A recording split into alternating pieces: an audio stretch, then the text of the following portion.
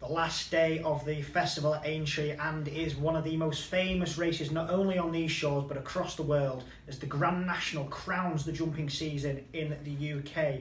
Of course, for the People's Race, we've got to have a People's Horse, and Tiger Roll has been smashed up in the betting since winning at Cheltenham. He looks to become the first horse since Red Rum to defend his crown at the Grand National, but can he do it?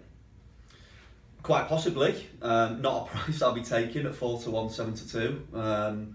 But quite possibly. Obviously a massively talented horse. Absolutely scooted clear in the cross country this year. So, yeah, I mean, to answer your question, yeah. So he could do it, but of course you look through this list, there are so many names you will recognise, even as a casual horse racing fan. One for Arthur, of course, a previous winner. Pleasant Company, a close second last year to Tiger Roll. You would have thought if an extra furlong or two, that could have quite pipped it at the post. Absolutely. Luke, who do you fancy in this one? Well, I'm a massive Tiger Roll fan, but I think everything's leading against him. Stats, there's no one done it since Red Rum, back-to-back Grand Nationals. He carries more weight now that Bristol de Mai's dropped out. The National's not really a favourites race. I think Hedge Hunter was the last outright favourite in 2007 to win the National. So just getting around 30 fences, he needs a clean run. But Gordon Elliott's giving him a chance. I think there's 6 Gordon Elliott runners, so there's every chance, like O'Brien maybe does in a flat race, try and just get him around the first circuit and see what you can do. So that's an interesting one to watch as the race pans out, if you like an in-play bet kind of thing. But if we're just looking at the favourites, I'd be more keen to have a go at Pleasant Company. He's done absolutely nothing this season, but the way he ran last year, he literally was coming back all the way. He looked more of a stayer than Tiger Roll, even though obviously Tiger Roll wins the race. But like you say, even a couple of more metres, Pleasant Company wins that. And I think with the weights, I'm not sure exactly on the maths, but I think Pleasant Company's still a little bit better off than what Tiger Roll has to carry. So he'd be in there with a chance. Still not easy, but if I was going to back one of the favourites, which I don't think I am, I'd be going towards Pleasant Company, who's towards the top of the market anyway. Now, Jack, you've got quite a preference for Rath Vinden in this race, haven't you? Yeah, I like Rath Vinden. Won the 4 miler at Cheltenham last year, 2017. Got 4 months soft. Is an absolute stayer. I think 11 to 1's a good price on that horse.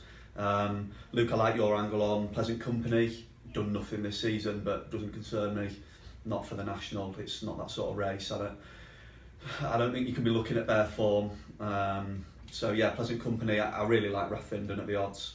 Now, in a race in which it seems you could almost put a pin in the runners and come up with a winner, are there any you fancy at a slightly longer price that might be a bit of a value pick?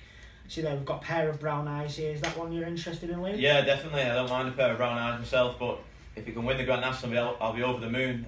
It's actually, because it won last time at Naas, it should really be the best horse in the race. So it's £10 well in. Obviously, when you enter and the weights come out, you stay at that weight then. So really, he's well off in the race, and that's a decent trend to follow in recent Grand Nationals. So I'm going to back him. Comes from Willie Mullins' yard. Not really proven over the distance of the Grand National, but he's done 3 miles and won. Beat some decent stuff, and I really like him. He's fairly big price, I think. Yeah, what is it, 20, 25 to 1? I mean, I like the horse. The only question mark is will he stay the distance? But I mean, there are so many question marks and so many horses in that race like that. Worth a punt, I think. Of course, I agree with you there. One for Arthur as well, a previous winner. Has that got any chance of coming back and seeking glory again on the Aintree turf? Not for me.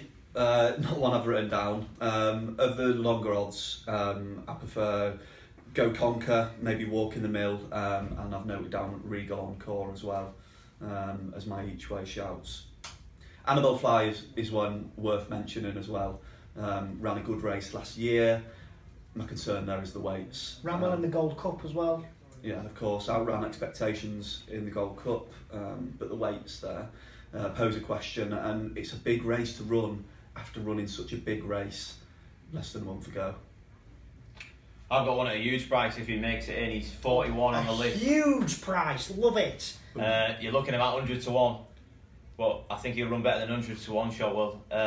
Bless the Wings, Gordon Elliott's horse. I think he was 3rd in the race last year.